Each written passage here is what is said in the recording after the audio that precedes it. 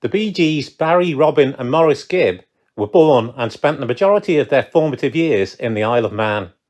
This building, the Jane Cruckall Memorial Home, is where these three stars of the future came into the world. The Gibb family lived in several properties in Douglas, the island's capital. This house, 50 St Catherine's Drive, has a blue plaque on the front commemorating the property's connection with the music legends. This place was of such significance to Robin Gibb that he called his final solo album simply 50 St Catherine's Drive. Interestingly, all the properties that the Gibb family lived in on the island were within earshot of the famous 37 3/4 mile TT course, a public roads racetrack in use since 1911. The word earshot is apt, as Morris's earliest memories were of the loud, ground-shaking sounds of TT motorcycles.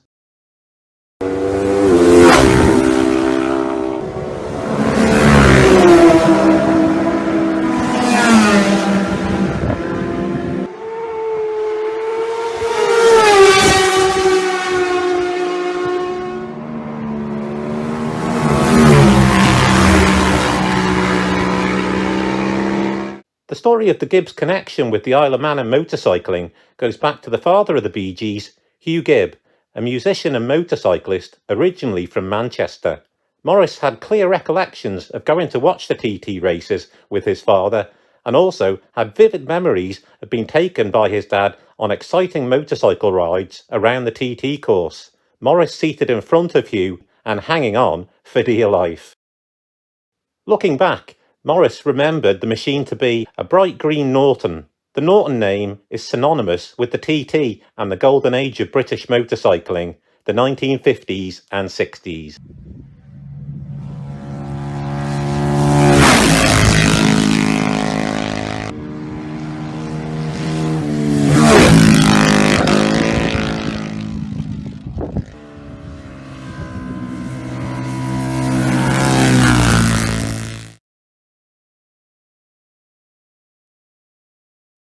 Barry, Maurice and Robin were children of primary school age when they left the island, first to live in Manchester and then Australia, where their music career began in earnest.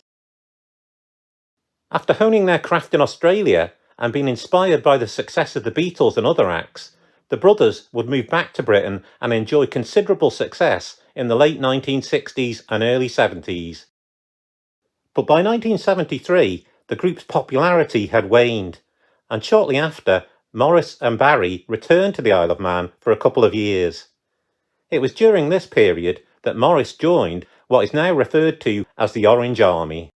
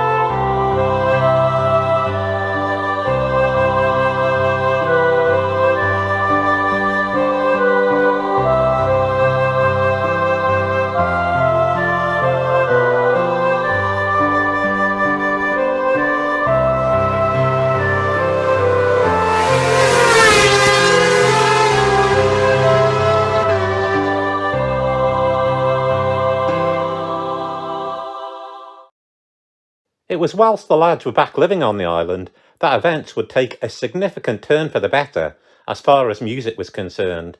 Barry received a call in Douglas from manager Robert Stigwood regarding a film project he was developing and asked him if there were any new Bee Gees songs in the pipeline that would be suitable for the new film soundtrack.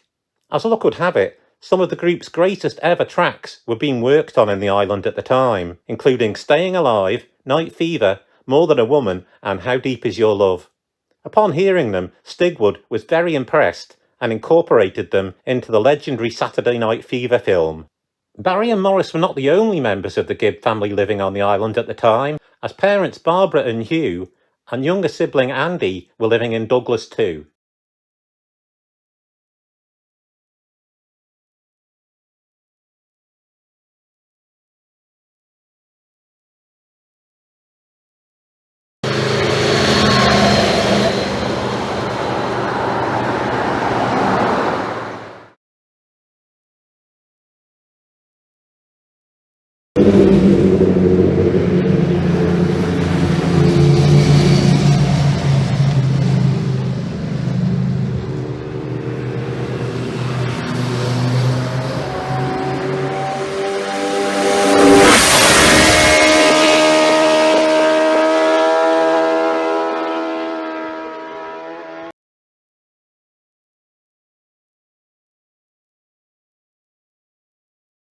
Barry, Morris and Robin had moved to America to live to capitalise on this key second wave of their career, but this wasn't to be the last the lads would see of the Isle of Man.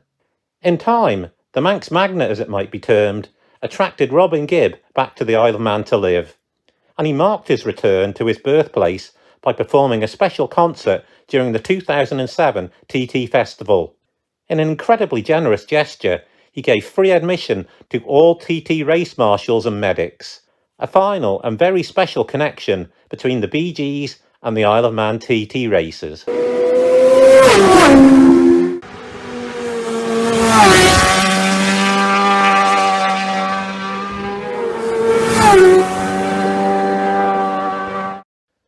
Both the Bee Gees and the TT racers have seen fluctuating fortunes over the years, but they remain the island's two most famous exports.